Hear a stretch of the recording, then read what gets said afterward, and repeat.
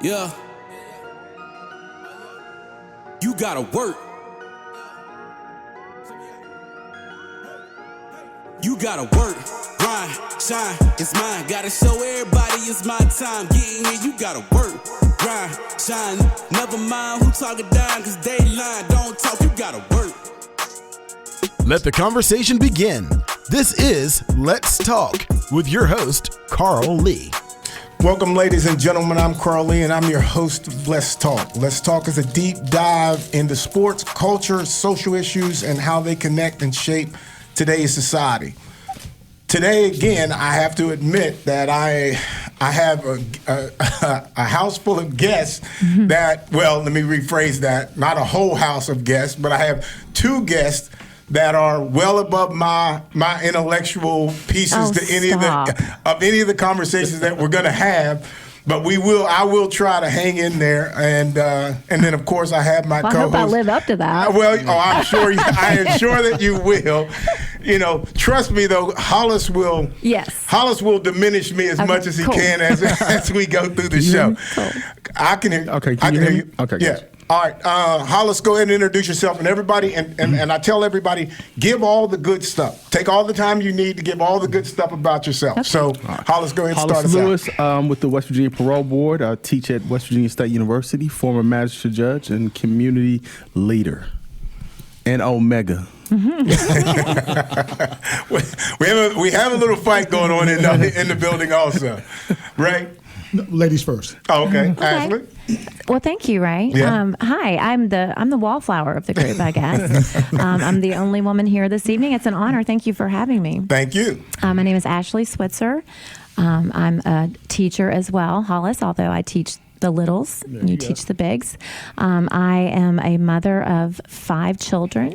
I have 3 grandchildren, and I also have a podcast here in Charleston, the Scoop Squad, Truth Squad, that deals with politics. Okay. So I feel like I might be at home this evening, maybe. Well, that was one of the reasons why I wanted to get you, because I figured you could help us kind of work through this as much as possible. I'd love to help you. So, all right. So let me start by saying this. Well, we forgot Ray. Got Ray. He let me go first, right? Oh, that's right. Ray, hurry up, Ray. I'm ready to go. Save the best for last. My name is Ray Whiting, and I work for the Department of Health and Human Resources. I used to host a show on WTSQ 88.1. You were one of my hosts, my guests. Hollis, you too. Yep. And I hosted 2 shows, a music show and a sports show. Now I host a podcast called Our Voices. And I'm also a member of the greatest fraternity known to man. That's a dig to Hollis, in case anybody's wondering. Kappa Alpha Psi fraternity. And Hollis, look at the first 1911. Oh, wow. Oh, we can argue all that. Okay. We'll say that for another show. Okay. Politics. Mm-hmm. Politics in sports. I'm going to start with politics in sports because to me, there's never been a place for politics in sports. I can remember back in the day when people used to say, you know, when somebody's kid was starting because it was the coach's son, that we used the term political, you know, and it was an easy term, and I don't think it was a dig on politics as a whole, but it was like the one thing where, for some odd reason, it was the proper word to fit into dad playing his son over somebody else. Mm-hmm. We've now found ourselves in a place where we have had a politician basically change the whole structure of youth sports. And you mean when you say politician, you mean like here in West Virginia? Yes, here in West Virginia, locally, the transfer situation at the high school level. And let's just say attaching it to something that was a valuable thing that everybody would have voted for. Okay. And that being the Hope Scholarship. The Hope Scholarship. Yeah. All right. So my problem with the politics in that is in the youth football league right now, we have on the table somebody wanting to change the age of a lower level, right? Of a lower level to play on. Mm-hmm. They're doing that because their child fits in that window. This is not about anything better than, this is going to be better for everybody's kid. Everybody's kids already come through the system where it was, and all of a sudden now you want to change it because your kid would benefit from it and play another year. Where is this happening, and what's the age? What's the age they're changing it to? This is youth in youth football. Uh-huh.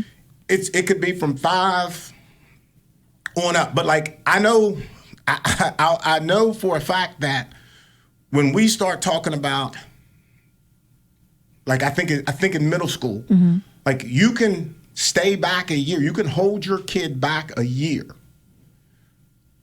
For, I guess you can make the case that it's for academic reasons, mm-hmm. but in most cases, it's for athletic reasons. Yeah. And that's how that, and so my question to the committee here is that right? Is that beneficial? Like, I was a small kid coming through. Your son was people were making the case that he was just, he can't be that good. He's too small. Right. Clearly, he was not allowing individuals to make things available for their child or for the benefit of winning. Mm-hmm. How's that not political? So is one person making this decision, or depends is this on where it's at? Committee, it's in youth football. In youth football, we have a committee mm-hmm. full of what they call presidents. Right. And we sit around and vote. But we only have like 5 teams. And so if Hollis is trying to get his kid to be able to stay on the, say, like the B team, uh-huh.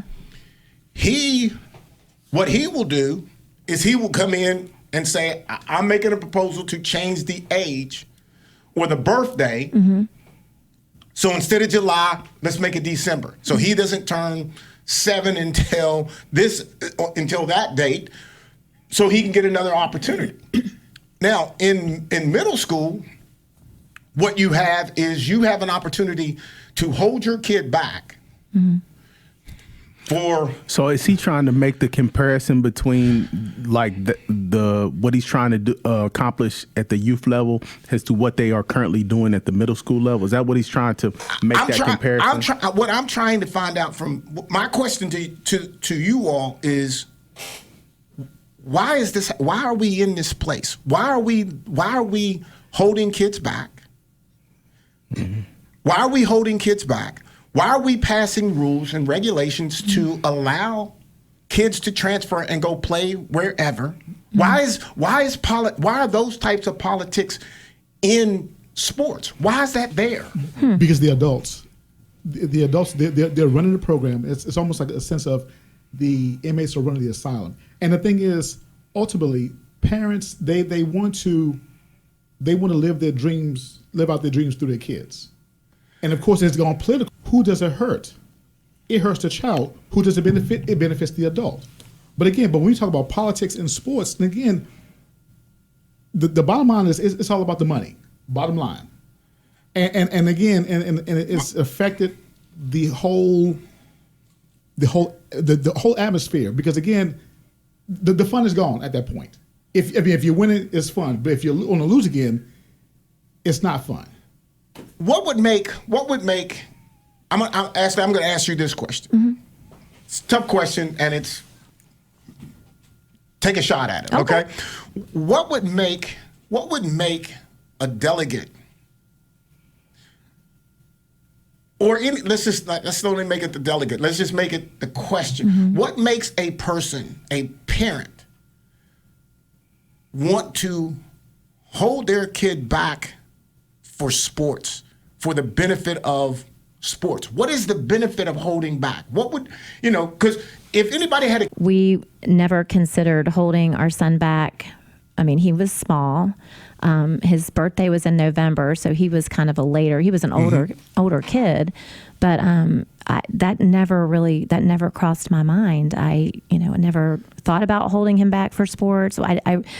Sports was not in the forefront of my mind, when my child was 4 or 5 years old, so I'm just thinking, and he didn't even play football until he was in the 5th grade. Now I have a question. So what was his biggest attribute to the game?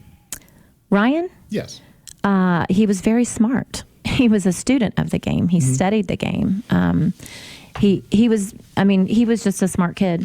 And I knew that even if, of course, like I said, football and sports was not in the forefront of my mind. The forefront of my mind was raising a good human with a good work ethic, to teach him to go after whatever dream he had and to work hard. And I mean, that started in elementary school with his grades and carried him through high school. And he knew that he had to get good grades in order to be able to play. But he was competitive not only on the football field, but in the classroom. So that's that piece right there. Because when I first heard, and I told your husband this, I said, when I first heard about him, I was like, oh, I want to see this kid play, because I was hearing all this kind of good stuff about him, and I was like thinking, I want to go see him play, because I had heard he was small, I heard all this, and all this stuff, I've heard all that same kind of conversation too. But I would argue that when we talk about politics in sports, it's not necessarily about the politics and the sports. The politics are a tool to accomplish whatever that individual person and or group wants to accomplish. So they use the politics to implement that into the sports. And but hold that thought. Let me just finish this, because when I saw Ryan, I was like, this kid, I don't care what you say. This is not your normal kid that might be small. This is because, there's athletes who are small, athletes that don't fit the dynamics of any sport. If you're going to fit the sport, you got to be special. Like, you can't just be good. When I got, when I did all my pro stuff, I was the right height and all of this kind of stuff for corner at the time. There was no way Ryan fit any of those. Well, he had everything working against him. Everything. And we knew that from the time he was very small. So, I mean, we played into that. Like, if whatever you want, you're going to have to work doubly, triply, quadruply hard to get it. I mean, that's just like, we would never play politics because it wouldn't benefit our child. So we knew that if we kind of paved the way for him, I'm specifically now remembering basketball games where, it was clear that the officials were, they were kind of favoring another team, and, he would come off and he'd be so upset. I'm like, Ryan, you're going to have to beat the officials as well. I mean, I'm sorry. That's whatever they call is the right call. And it looks like if you feel like they're playing against you, then you're going to have to go out there and beat them too, which means you have to do everything right and you have to go above and beyond and leave no doubt. And that's just kind of how we raised all of our kids, really. I mean, you just work harder, you just do what you have to do, and we're here to support you, but we're not here to pave the way or to change any rules. Changing the rules and all of that. So, Hollis, you were getting ready to go on a rant there. No, I was just saying, I think people, to that point, people are using politics to accomplish whatever they deem necessary to their child or community or school. And this notion that politics is somehow new in sports is false. Politics have always been a part of sports. Yes. I think what's happened now is that it's starting to start to trickle down, in that politics have always been a part of professional collegiate sports, but now we're starting to see it more at a high school level and even at a middle school and youth level. So it's always been a part of the game. I don't think politics have I think we've used the term politics, but I don't really believe that politics were in the game. Now, you're trying to make the point with you're talking about a legislator, right? That is trying to change. yeah, I'm saying actually politicians. Like, this is literal politicians. The is what you're literally talking about. politicians who are making this. Okay. Who are making these decisions that are impactful because. You played at Dunbar, right? I mean, excuse me, you played at South Charleston. I was getting ready to come over the. You played at South Charleston, correct? Yes. Okay, you playing at South Charleston is a political move because maybe 20 to 30 years prior to that, you would have been playing at Garnet. So everything is a political move. Everything is political, and it's always had a place in sports. No, I don't know. I don't think so. And when you I'm going to make the case that every sporting venue or every sport has a governing body that determines what the rules and regulations are. Yeah. When you sit in a big building, okay, and nobody is on that committee, and you're making and you set a rule. You're going to set some kind of standard of transfers, right? So you set this. And now look at schools. Look at some of the schools that are barely going to be able to field a football team. How do you make the case that politician and his rule that may have benefited him, how is that going to be good for South Charleston High School? So this politician he was able to make a rule like that by himself, and I mean, is this a law? I'm sorry, I'm ignorant here. You said I was intelligent, but I'm a little lost. Hollis can explain you the whole details. They had the Hope Scholarship. Okay. And that allows public school kids to transfer to private schools. Yes. And in attachment to that bill, the particular politician from Point Pleasant, what he did, he added the transfer rule. So his original intent to that was that kids who are homeschooled or kids who are at these private schools that, let's say, Charleston Catholic doesn't have a football team, that kid from Charleston Catholic could go play for Capital or GW now. Oh. However, it kind of got transformed and transmuted into now that not only can that kid do that, but like if I'm in GW's district and I don't like Coach Edwards or something, I can just I get a one-time, no questions asked transfer, and I can go to Capital and I'll be immediately eligible to play. So that's how the rule kind of started, and that's where we're at now. Okay, I see. Yes, I'm sorry. That's okay. And I don't follow sports much. I do follow legislation, but I must have missed that one. Well, and for me, and you know, I'm a guy who pays attention to the news. I don't know anything. I just get my information from the news. Okay, so you know, and the panel itself is all you guys have a better understanding of it than I really do. So I'm fighting to say I don't, and I'll just say it this way: I don't want you guys in my sport. You know what I'm saying? We're already there. You know, Don't you worry. You know, because I mean, you can, however nice that, you know, and I get it. I get this, that if you are trying to do something that you think is good, if it's going to be good and it's going to be in sports, it has to be beneficial for everybody. So who is it not beneficial for? It is not beneficial for the kid who's not good or is just okay.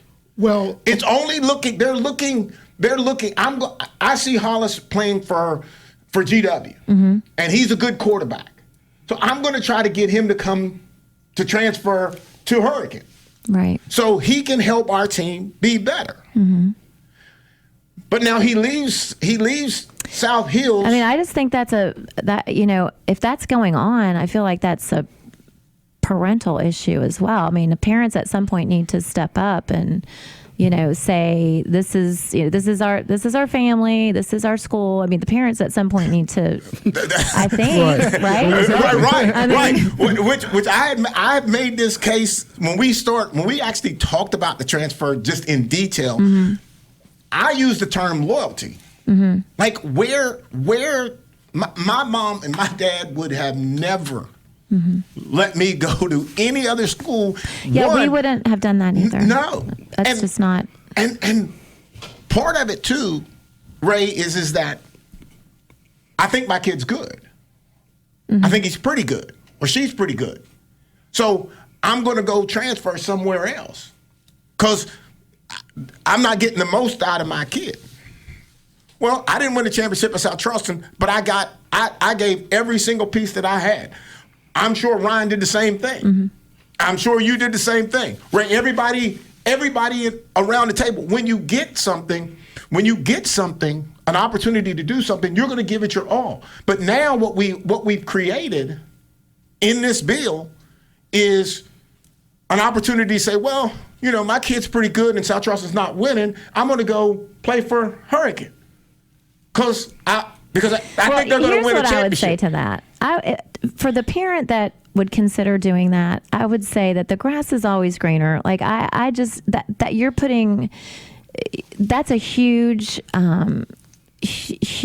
expectation to put on a school. Everywhere you go, there's going to be problems. It might not work out when you get there, right? Like I would rather stay within my district where I know everyone. It's our community school. And so at some point, I think, you know, if it's within the law, you know, and this bill has been passed and it's allowed, I think parents just need to use their best judgment and, you know, be a parent and, you know, decide on it as a family. But I would caution against anyone transferring just for a sport or just for... It's the norm. And I'm from the old school. Where you start is where you finish. And I've always felt that way. And to folks who want to transfer, you know, from a program that's down to a program that's on the rise or at the top, you know, again, and I mean, from a sports perspective, I say, you know what, that's kind of gravy training for a title. But when we talk about legislation and everything, okay, you know, a few years ago, Becky Jordan on the Kanawha County School Board, she came up with some idea of everybody on the team has to get in the game and play. And I've said this before, and I've said it, and which is crazy because, again, I'm sorry. I mean, if your child isn't, I mean, he's good enough, he or she is good enough to make the team, and that's fine. But you may have all these other kids that is much better. But when the game is on the line, you cannot put, say, a basketball team. You can't put the kid that's at the far end of the bench, put him in the game when the game is on the line because, again, it could be a championship. Me, that kid probably doesn't want to go in the game at that point. I mean, I'm so glad, Ashley. I am so glad you said that. You would never want to do that to a child because we played our first youth football game a couple weeks ago, and we had to buy this last week. I had two sets of parents come to me after the game, upset because their kids did not play. Now, you know, one of the kids really could not play. One of the other kids, I had asked at the grid, which we played the week before, do you want to get in? Do you want to get in? Do you want to get in? No. So they end up quitting. Between all the games, we lost 8-0. Mm-hmm. So one touchdown. And so we're still in the game until the game's over. We win by 2, so we're in the game until it's over. We lose by 2, so we're in the game.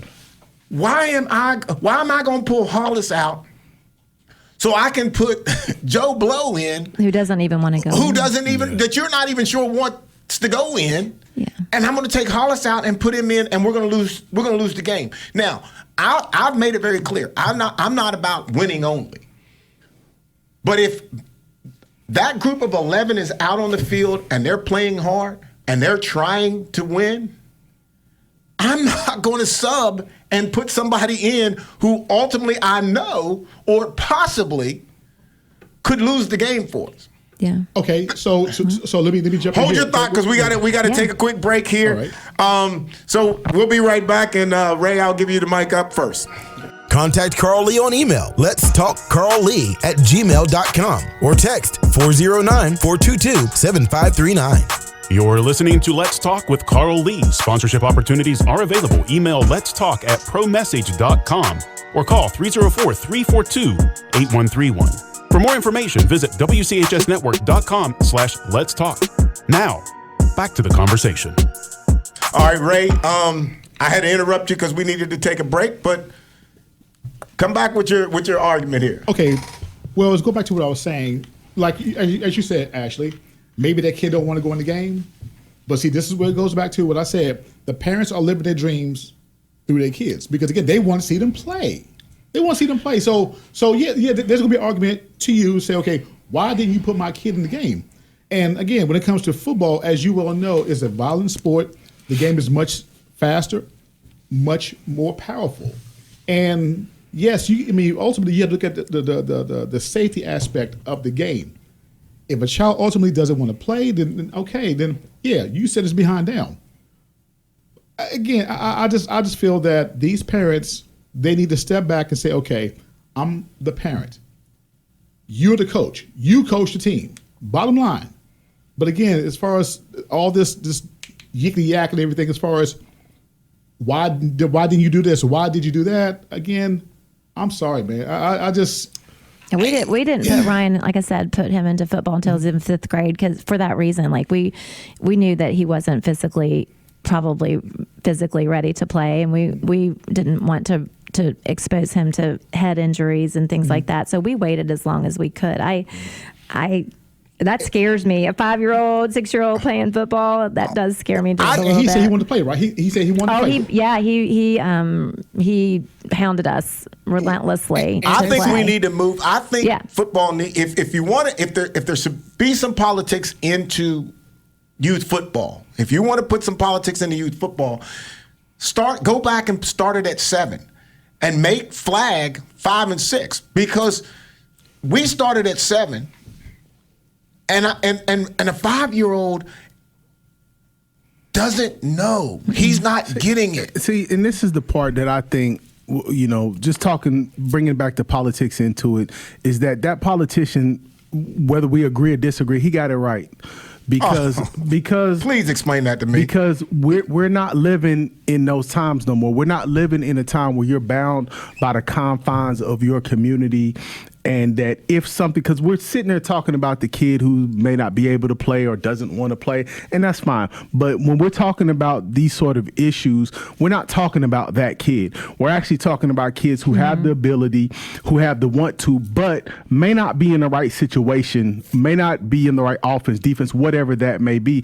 And we have to allow those kids the flexibility to go wherever they want to that's going to get the best out of them. Well, I do think that the kids that go to the private schools, yes, absolutely, 100%. They should be able to play. We should be play able, the sport of their choice. And it should be fluid. I do believe that. I don't think it should just be stop after stop after stop. I don't believe in somebody transferring year after year after year like we've seen some kids do.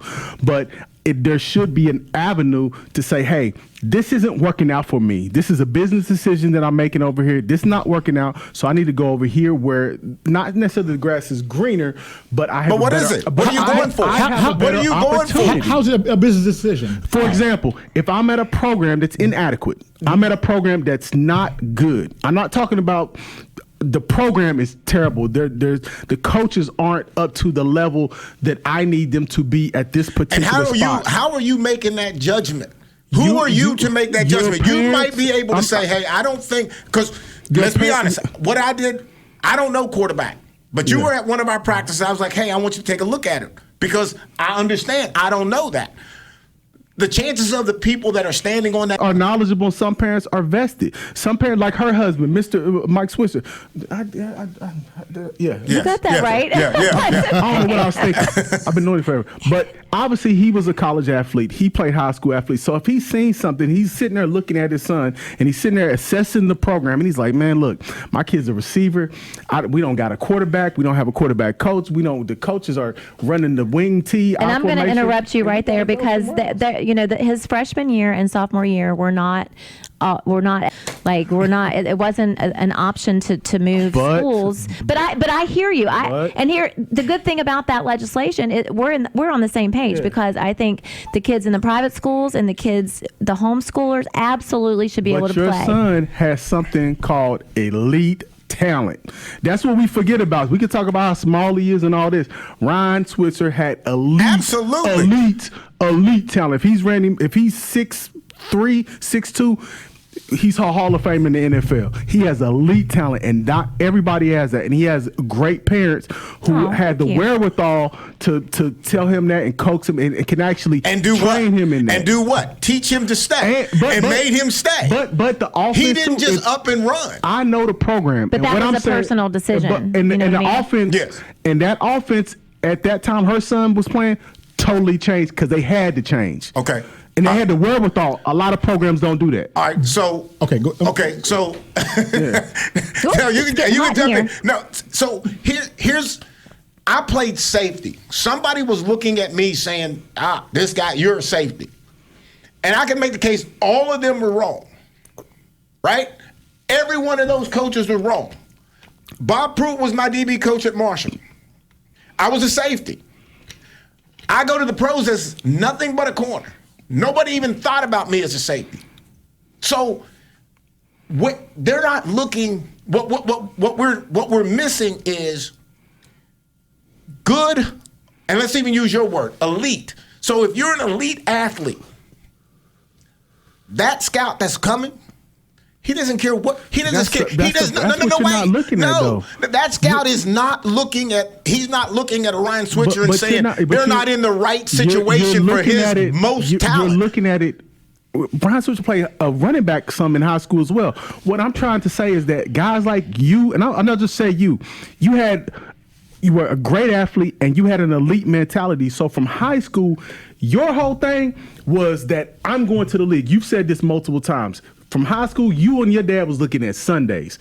So for you, all the other stuff didn't matter. But what I'm saying is that for that kid who just wants to play, and maybe I want to win a championship. I may be starting on the kickoff team.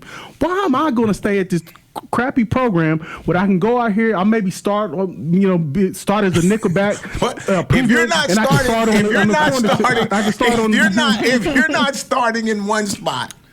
It's possible. What I'm saying, though, is that I may not be a college player. I may not have dreams of going to the NFL. I just may want to be on a good team, and I don't want to stay over here and suffer. In your situation, different. You can stay and suffer because you're looking at Sunday. You're looking past this. Then what I could have said, this school could have made. I might be able to get. Maybe I'd have looked to transfer to WVU. Maybe I should look to go to and it would have worked out for you. Virginia Tech. And it would have worked out. It may have. It would have, because your mentality why would I have is left? one thing. Why would I have left? It doesn't matter why you left. At the end of the day, to me, a little bit of adversity, a little bit. We went 3-13 my second year in Minnesota, and you know what, guys? I had a couple guys that was from USC. They didn't lose 3 games in their 4 years of college. Okay. I'm walking out there like it's a normal day. Because they're like all tore up. They're like, man, I need to get out of here. I can't play here. Because from when you was a kid, you had a different mentality about this thing called football and sports. Your thing was to go to the top. You wasn't looking at just having fun or game winning. By game, right? You wasn't looking at game by game. You're looking at this thing from a bird's eye view. Okay, and not everybody looks at it like that. Do you blame the parents at that point? Do you blame the parents? I don't blame the parents. A kid just want to have fun. Let him go to the team that's popping. Okay, so let me. Ashley, I'm gonna put us together. Okay. I'm gonna put us together. Okay, I'm ready. All right, so you got quote 2 elite athletes who have the ability and nobody knows the ability to get to Sunday. Nobody knows that at the time. Nobody knows that at the time. Yeah. But the goal can be the goal. Whether the team is good or bad, you're staying locked in. Because it's not the team goal. It is the individual goal. And if I don't know anybody, okay? And I'll make the case, Michael Jordan, LeBron James, I'm going to make the case that when they started, the goal was to be great.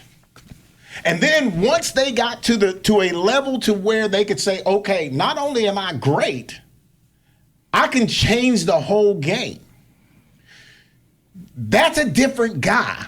You're trying 100%. To make that. You're trying to make the kid who's not the guy that's playing behind me. and the guy that's playing behind Ryan, you're trying to make the case for them that, oh, go and be a star somewhere else.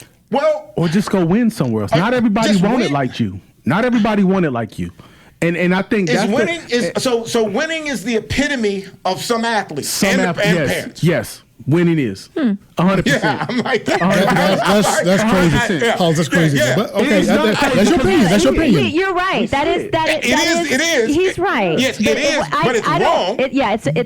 It's not something that was ever in the forefront of our minds. In our minds, one of the biggest learning lessons for Ryan came his freshman year against South Charleston, and he was the talk of the town. It was the first game of the season. We were playing South Charleston. He was starting. He was running back punts, kickoffs. And, I never, ever would say that my son lost a game, because that's making it like, if you can lose a game, you can win a game. But we were ahead. And he had a couple fumbles. Oh, okay. And we ended up losing that game. And that was that. He got death threats after that game. This kid was a freshman in high school, and the stadium was packed. The entire hill was packed. And literally, a couple bad plays on his part, and South Charleston wins by a touchdown. And my kid, as a mom, you just... it's going to be hard, right? He comes out of the locker room and his towel was over his head. He was crying. Nobody was really talking to him, and that wasn't typical, because usually, everybody was around him. And I said to him, "Get the towel off your head and hold your head up, and we're going to walk to the car." There you go. And that's what we did. And the next morning, he had usually gone with coffee with the coach, with Coach Edwards. Yeah. They did a radio station on Saturday mornings. And I went into his room and I said, "Well, what are you doing? Why aren't you awake?" Because he usually went to those interviews. Mm-hmm. And he said, "I'm not going down there." I said, "Oh, yes, you are." Like, you go when you win the game. You're going to go when you lose the game. And so he got in the car and I drove him downtown, and I'll never forget, Steve Edwards saw him walking down the street, and he told me later, he said, "Well, look what we have here." And he went in there and he gave the interview, and he took ownership of that game. And that's the kind of hard things that the winners do, right? That the successful people But a lot do. of times people don't take ownership of the games now. They don't. But that's great. A lot of times people don't take ownership of the game. And again, we've gone extreme now with the death threats and things like that. The It crazy was stuff. bad. It does take the fun out the sport. It does take the fun out. And again, sometimes you want to watch it, but then you say, you know what? When it gets that crazy, you don't want to pay attention to the game. And that's what I find fault in the game right now. It's just too extreme. There's so much involved. Again, these kids, they are still in a learning phase. Until you get to the pro level, I mean, there's still a lot to learn.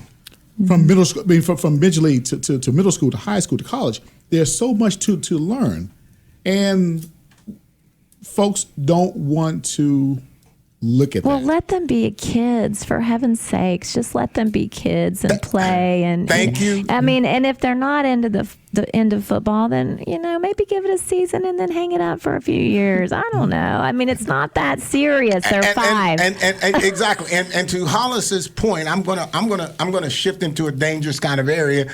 But to Hollis's point about winning. These guys want to, Winning's fun. Winning is great. Always. Yeah. Winning is great. But the idea of leaving just to win, because there's a lot that goes into going to a team, playing for that team, and winning. Yeah, you got to make sure that your motivation is right. I mean, if you're going to switch and transfer only based on winning, that's something. Yeah, I'm not riding. I'm not riding. Here's the thing. I don't want to ride anybody's coattail. That's you. I want, but you know what? You keep saying that's me and that's Ryan, right? Yeah. Common denominator is what? Yes. No, what is the common The denominator? common denominator is college athletes and to the pros, but that ain't everybody. So no, it is that ain't not. everybody. It is not. That's not. But if that's that not is what you 1%, want, if that is what you want, not everybody want that. No, but if you want it, then you need to follow those footsteps. But those guys who have made it are following those footsteps. What I'm trying to articulate is that 99% of those guys playing high school ball, they're not even going to play college. They're not going to play, and they definitely ain't going to the pros. So if I'm not going to do that, then at least let me go win and have some memories here. But that is crazy to me. I'm just saying, going to leave my community. I'm going to leave my community. I'm going to lose my friends and all of that just to win. You've been left the community because you play AAU basketball, you play travel football. You've been left the community. We got not to say that the conversation is dead, but the mentality of what was isn't what's now. It's totally changed. It's different, and people are making business decisions at a young 5 years old. Yeah. All right, so business decisions and speaking of a business and different. Let's sneak over to true politics. Ooh. Yeah. Okay. Ooh. Let's. Okay, this is where I might be a little more comfortable. Yeah. I don't know. Winning. We talked about winning is clear. Right? Winning is fun. Winning is fun, and it is clear. It is often clear, right? We currently winning does not seem to be so clear, right? What do you mean? Well, I'm going to make the case that the the former president of the United States has not made the case that he has lost. He did lose a run, and still claiming to have won. Right? My question, because again, winning, your point of winning, it should be clear. Now, I'll say this and I'll throw it out to everybody. Have we not cleared up the voting? The voting problem, like there was an issue with the voting counting. Have we not cleared that up? Is that still available? I've moved on. I'm hyper focused on city politics and county politics and state politics, so I don't even really. Well, let me ask that. this question to that. Okay, where are our local people? Are we? How do I want to say it? That's why I'm hard on politics, because I want to make sure I say the right thing. Let me ask a question. Okay. Let me ask a question. That's why they say not to talk about it. Well, let me ask. I had to. I just wanted to. Well, let me ask a question to that point. And recently, yesterday, in the newspaper, it came out that our police chief here in the city has resigned. I think that was last. It was last week. It's last week's paper. Last week, yeah. Last week. Yeah. So he stated. Chief Hunt stated he resigned due to medical reasons, I guess. So now he's going from chief to lieutenant. I know you've been covering that story and kind of what transpired. Do you feel like that's because I know there was some people that I think there was supposed to be it went to the city council and it's supposed to be an investigation, but they ended up not doing an investigation. Correct. So there was a city council meeting tonight, but 2 weeks ago, there was a resolution on the floor to have an independent investigation into allegations against Chief Hunt. Mm-hmm. And then that was actually voted down. 5 people voted for it. John Gianola, Pam Burka, Beth Kearns, Shannon Snodgrass, and Frank Annie. So 5 Democrats and Republicans, okay, that's a mix, voted for that resolution, but the rest of council voted it down. And then a week and a half later, we get news that the chief has stepped down due to medical reasons. And then I actually... the Scoop Squad just dropped a podcast today with more allegations against the chief, some pretty serious allegations. And so there will be a council meeting tonight. And You care to say what it's about, or you don't want to say? Oh, yeah, it's out there. A former police officer, her name is Chelsea McCoy. She was 21 years old when she went through the police academy. You'll have to listen to the podcast because her story is. She had a very traumatic childhood. Her mother was addicted to drugs, and she was beaten, and she just horrible childhood. Neglected, abused, and then when she was 10 years old, became a ward of the state, and that's how she grew up. Okay. And then she joined the Army Guard, and then she wanted to be a police officer because she wanted to offer that protection that she didn't have as a child. And then at that point is when the allegations against Chief Hunt, messing with her polygraph, basically targeting her. I think he has a certain kind of person, woman that he feels like is an easy target. So let me ask you, far as when we're, and I would like your answer, Ray, when we're dealing with stuff like that, when we're dealing with allegations, particularly from city officials, people who work in government and things of that nature, how do you feel like it should be handled? Because it's, obviously a person is innocent until they're proven guilty. Well, do you think it should be an investigation? Well, when the podcast dropped and Jenny Hollis came forward with her allegations, the city attorney and Tyke Hunt agreed that Jenny was telling the truth. No one was disputing what happened and Kevin Baker, the city attorney, was on statewide radio and said it. No, their stories match. They corroborated each other. So these stories that were said at different times. The first woman that came forward with the allegations, and mind you, the administration knew about this story over a year ago, almost a year and a half ago, and it didn't become public until my podcast dropped, and Jenny Hollis agreed, asked me to come on my podcast and tell her story. So that's when the administration basically had to address it, and the city attorney said, yeah, we corroborated the stories. Tyke agrees with what Jenny says, and everybody agreed to what happened. And so they're not allegations anymore. I mean, right. He agreed that she was telling the truth, and now we have someone else coming forward with very similar stories. In the way he, communicated with the women. So, you can say that I don't know that Tyke's even denied that he's even denied what Chelsea McCoy has said. He has agreed that Jenny was telling the truth. So I would imagine it would be hard for him to come out and say that Chelsea's lying. Got you. So so in your view, just your opinion, what's the proper action that should be taken in something like this? I mean, what do we do in cases like this? Just how you view it.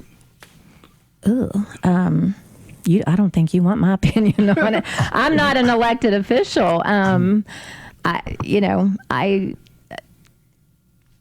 What's interesting to me, to your question, is one of the biggest conversations and one of the biggest terms or sayings that's out there: equal justice, right? So, if this person has done what everyone is claiming that he's done, if that were me, what would happen to me? But I guess I get allegations, but no. It's true. Are we talking about like Ja Morant, for example? We talked about it earlier. Are we talking about a person who's just did something that's inappropriate? Or are we talking about somebody who committed a crime? Or are you talking about someone who used his power to prey on women? Yeah. That's pretty much what you're talking about here. Yeah, he did that. Now, of course, do you play politics in this? And then you're talking about an administration that covered the whole thing up for a year and a half.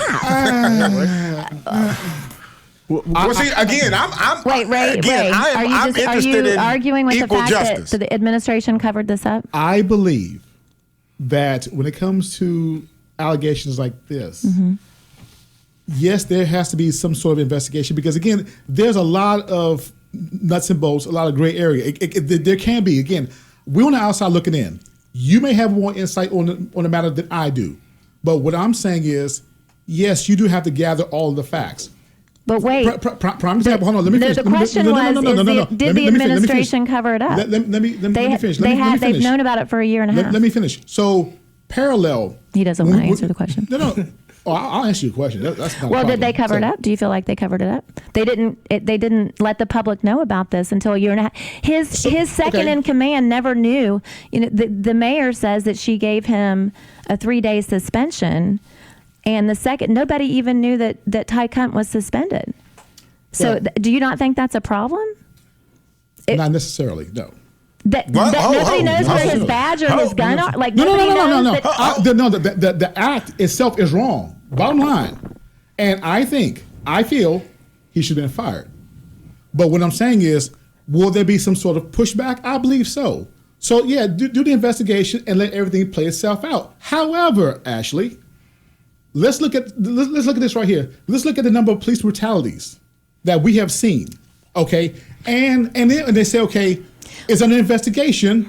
It's on video. Wait it's a under second. No. Let me. We've got to. No, Ashley, let me please let me finish. No. I'm not going to let you hijack the conversation. No, stop. No. Well, I'm going to push This back. is not So about here's the thing. police brutality, No, but what sir. I'm saying is the Let's act get it. itself. Let's- The act itself. Hold on. The act itself. Wait a minute. So if you see something right there, it is plain as day, and then you say, okay, like the police say, okay, let's investigate this, and it prolongs. Because again, we could look at the whole situation, but like I said, let the investigation take its course, take Sir? place, and then then draw Sir, conclusions. There wasn't an investigation How do you know?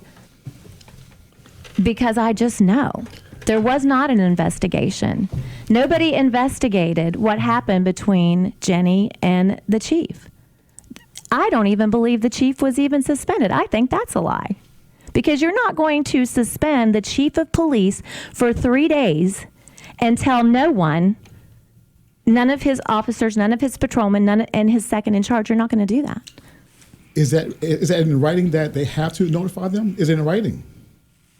Well, I like I said, I'm the least knowledgeable. I'm playing devil's advocate. I'm saying, is it in writing? But Because wait a minute, you Ray. have to go by the Wait a rules. minute, Ray. That's the Wait a minute, policy. Ray. Now, again, You don't think the second in command would want to know he's in charge if his chief is suspended for 3 days? I think he should know, yeah. Well, he didn't know. But who has the ultimate power? What are you Who has talking the, about? who has the ultimate power to make that decision? Who make Well, the call? are you saying that the Chief Hunt's boss could have just quietly suspended? Is that what are you saying? She could have. Okay. But again, that's her authority. That's her power. Well, then Okay. you don't question that? You know. You don't question the fact that she suspended, air quotes, her chief of police and she didn't let the second in command know he was in charge for 3 days? From the outside looking in, I'm not fully sure. But again, that's her call. That's her call. Well, She has that okay. power. She has that power. Bottom line. I'm sorry. Okay. She has that power. okay. Yes, she sure does. She put everybody I would in make danger. the case. I would make the case. Okay, a simple, stupid case, right? That if I got booted from this job and they bumped Hollis up, Hollis would know. Mm-hmm. So I don't know how a second command would not know. Well, and you're if talking something about our happened. police Okay, now, department, for heaven's sakes. You know, that's hard. That's a hard one for me to go with. You know, and like I said, I don't have all the details, but just in the conversation, if you would dispute that the case was not where it's at, that'd be one thing. But if you say somebody got suspended but nobody moved, Nobody knew. that's hard. Yeah. And okay. I'm sorry. That's hard. But again, we're talking about details, like you just mentioned. We're talking about details. Do we know all the details? All of the details. I think it's going to come out. More and more is going to come out. But let me ask you. Let me just Thank switch you. gears here shortly. When I'm interested to get both of you guys' opinion. When I lived in Charleston my whole life, I moved away for roughly 10 years. I came back in 2013, and what I saw of the city and how it's, just the aesthetics of the city were just grim. It just didn't look good here, and particularly downtown Charleston. However, what I see now is just like a 360 as to what it was. It's more conducive to having events and just doing things, particularly downtown Charleston. So my question to you, and I watch you and I pay attention to what you're doing, Ashley, Miss Switzer. But what would be your biggest kind of beef? What's your biggest problem that you see that we have here locally in the city, besides what we just talked about? I don't think there is a bigger problem than what we just talked about. I don't think this administration tells the truth. I think they're not transparent. I think that they are they lie, and I have a problem with that. That's the biggest problem that I have with this administration, that they are not transparent. They held on to a story about the chief of police abusing his power, going against policy, trying to have sex in City Hall in his office. They covered it up. But do you think that's my biggest problem? Do you think there's and again, if things like that are happening, we should know. But do you think there's some room for discretion? That's the first thing. That's the biggest thing, but that's not the first thing. Into how a particular administration governs. Do you think there's room to say, hey, we don't want to release everything, or we don't want to do this or do that because we don't want to upset this, not the status quo. We don't want to, rock the boat too hard, or we don't want to. I think you can do that maybe one time, but when that's your mode of operation, always not to release information. Or no, I'm basing it off her entire administration. I don't see transparency or accountability. I mean, I see theft of taxpayer money when you are when you're paying people 24/7, and they're in Hawaii on vacation, and they're supposed to be a temporary employee with the city, and you're paying them while they're on vacation in Hawaii hundreds of thousands of dollars. This is taxpayer money. This is important. And so when you get a whiff that people are being dishonest and not following policy and procedure like they should be, then all of a sudden all eyes are on them, and we're going to be watching you all the time because we don't trust you. So may I ask who you're referring to in particular? Well, the city had employed 2 temporary workers through a temp agency, and we're paying them overtime. We're paying them hundreds of thousands of dollars. I mean, what would be their benefit to do that? That would be my question. What would be the benefit of hiring somebody and then paying them all of this money and not showing up? I don't know. Maybe they like them. Is there any tie? Is there any connection? Is there any connection? Have we discovered? I think that those 2 people helped Amy Goodwin with her campaign quite a bit. I don't know what the connection is. I don't know. Let me ask you this, because it sounds like to me that and I could be wrong. Maybe you have an axe to grind with Amy. I don't know. But let me ask you: do you think Danny Jones ran the city any better? You know what? I This is your opinion. And I'm going to be really honest with you. I felt very comfortable. I didn't see the things under Mayor Jones that I started noticing when the Goodwin administration. I didn't feel safe. When I saw the administration change hands, I started seeing things. I was a teacher at Piedmont Elementary. I started seeing needles on the playground again.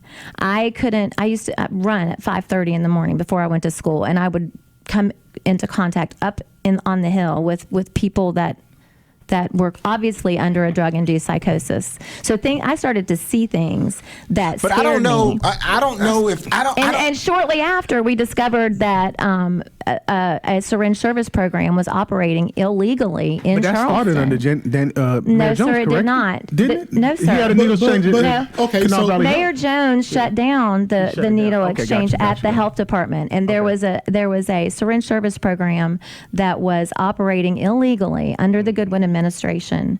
And the Goodwin administration didn't even. They were cited, and they should have gone before a judge to answer for breaking the law. The administration for the drug problem. Oh, no, I'm not saying that. I'm saying what happened was when this syringe service program was discovered to be operating illegally.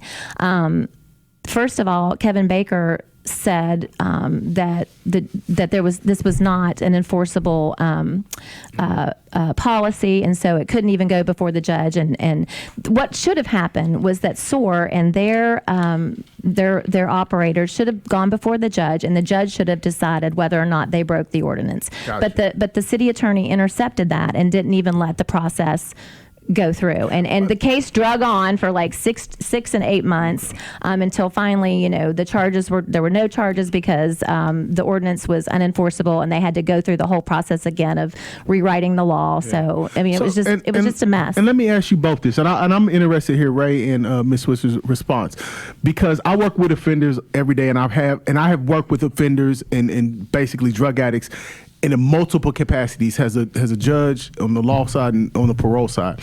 And I'm with you. I don't know if a needle exchange is the best mode of operandi to deal with this drug problem. However, there is a reality that those people who are using injectable drugs are going to suffer from hepatitis and AIDS and herpes and different things from that. So I'm asking you both from both sides of the aisle, what do we do to combat this? What do we do? Well, because our jails and prisons can't take any more. We're to the capacity. So what do we do? I don't know. I don't know. And is it on one person? Is it on the person who's at the top? Well, I think it's on the person at the top to run to run their administration with full transparency and accountability, and when they do something wrong, or when people start asking questions, not to get defensive and try to lie and cover things up. I mean, that's the first thing you got to do is be transparent, right? And you're accountable to we the people. Yeah.